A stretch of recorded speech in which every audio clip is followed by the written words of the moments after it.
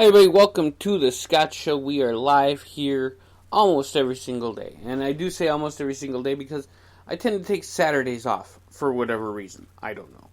So, I do want to get on here and talk about Smackdown on USA Network. Unfortunately, it is the last show we are going to be doing for Smackdown on USA. Meaning that Smackdown moves to Fox next Friday, October 4th. It's going to be Brock Lesnar and Kofi Kingston, as announced last week, for the WWE Championship. But last night, they were live in the Chase Center. And if you guys haven't seen the YouTube video about the Chase Center, check it out, because it's a really cool place. San Francisco, California, it's where the Golden State Warriors, it's where they are at as the team. All of their stuff is there. So it was Golden State all the way. Really, Chase Center is amazing.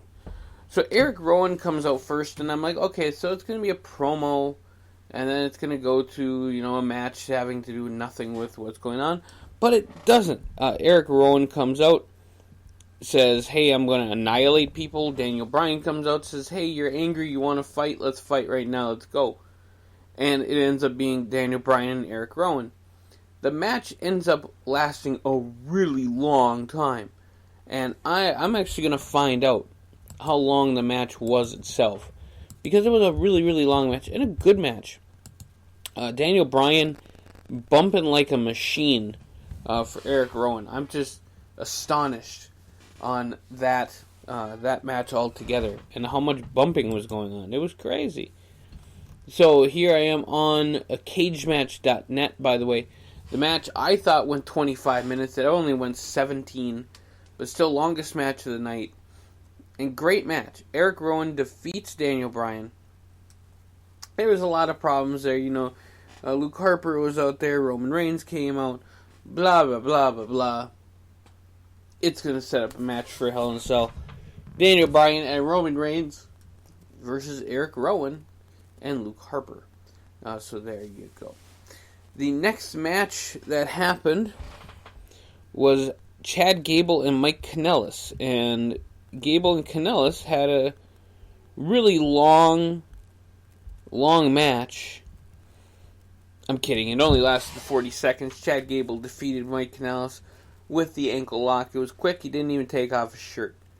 It was a nothing match. I do want to say before the match, Kofi Kingston talked about Brock Lesnar and about how he's doing as far as champion, and Kofi says he's not ready to give up the title yet, so we'll see what happens there. I have heard rumors about Brock Lesnar coming back full time to WWE. If he does that, he might leave with the WWE Championship, and they are going to Saudi Arabia in a few months anyway. After the Chad Gable match, Elias comes up, sings a song. Elias singing. I enjoy Elias' singing. I enjoy the whole Elias thing, so thumbs up to that. Carmella wins the 24/7 championship on Raw, defeating R-Truth, which means the people, I'm not going to say jobbers because I'm just not going to, but the people running after the 24/7 championship now are people from the women's division. So I look forward to seeing some title switches there. I wouldn't mind seeing Alexa Bliss being a double champion for a minute. I wouldn't mind seeing the Iconics win it together. I just think that'd be a trip. So I'm excited to see what happens here, but I really think that it's going to be entertaining with Carmella as the champion. Now, the next match on the agenda is Carmella and Charlotte Flair against Sasha Banks and Bayley.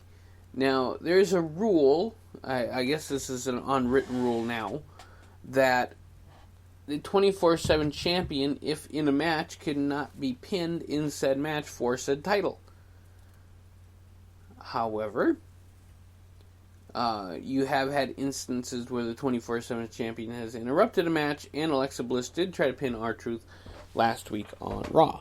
So it was Carmella and Charlotte Flair versus Sasha Banks and Bayley. Kind of like Carmella was one of these things, they're not like the other.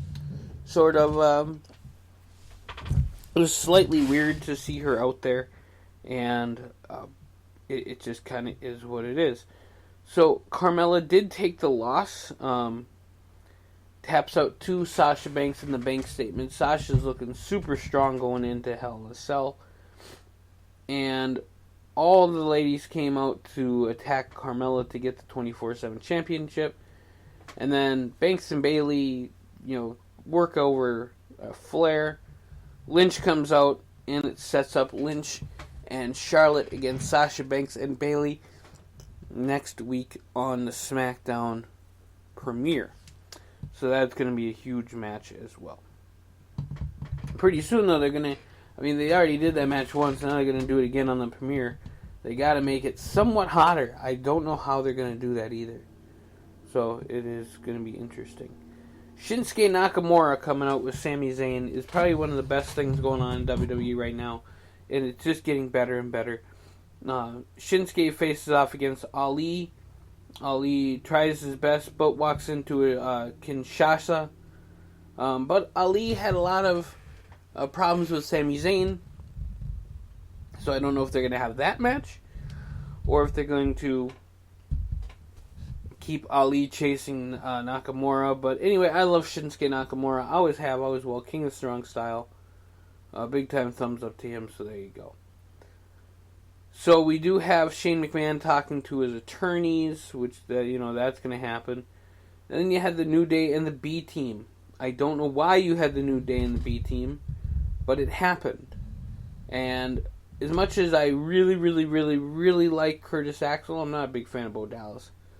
Just because I'm not. But I really like Curtis Axel, and he deserves better. To be squashed by the New Day. They hit the midnight hour. Big E and Xavier Woods take the win, the pin in the win, as I like to say, and gets the fall. So Mandy Rose and Sonya Deville were backstage. Rose is in Maxim, Australia, which I have not seen yet, but I might just have to look at for research only. Otis likes the stuff and wants a selfie with Mandy Rose, so that whole thing happened. I'm just reading that. I didn't see it. I'm going to go back and watch that. But we did have Asuka versus Kairi Sane, the Kabuki Warriors against Fire and Desire, Mandy Rose and Sonya Deville. Quick match it was, 3 minutes 58 seconds. Asuka wins the match, or Kairi wins the match, I'm sorry, with the insane elbow. And, I've seen elbow drops off the top rope before, but man, Kairi Sane makes it just look amazing. So, yeah, definitely something to look at. Shane McMahon comes out with his lawyers. Owens comes out to his music, but he comes out from the side because he doesn't come from the ramp. He doesn't work there anymore. He got fired. So, they are setting up a match for the premiere next week on Fox. I don't know if you had heard that they're premiering on Fox, because they've only said it 500 billion times.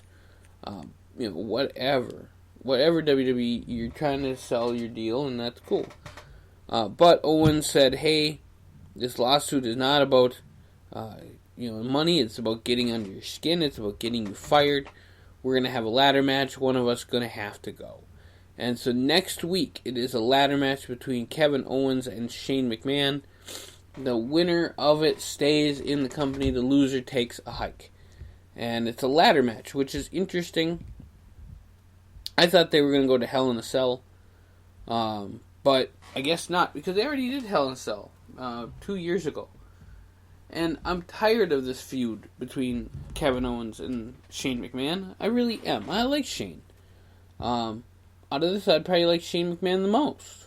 But they gotta keep it going on.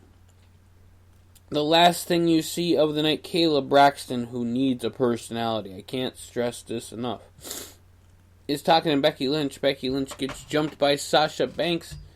They go against the grating of the fence. that was set up there, obviously to give a great insight to and be a great catalyst for the coming up Hell in a Cell match. I was watching this with somebody who doesn't really care for wrestling, just kind of came in the room, and he said, "Oh, look how set up that was." And yes, wrestling is wrestling. It's something I've enjoyed ever since I've been 8 years old, if not younger than that. I just remember getting in trouble when I was 8 years old because I was doing wrestling moves to people. But anywho, I like Shane McMahon, so I'm looking forward to seeing that match. I like this build up for the Becky Lynch Sasha Banks match at Hell in a Cell.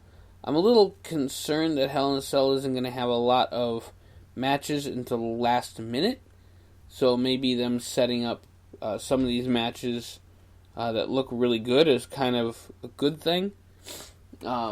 I could see them do a Lesnar-Kofi rematch if Lesnar wins the title. I could see them doing some sort of weird match with Owens or McMahon or however it is at Hell in a Cell. And it's just going to be one of those pay-per-views that gets booked on the fly. And there's nothing wrong with that sometimes. Just make my TV interesting, and we will be fine.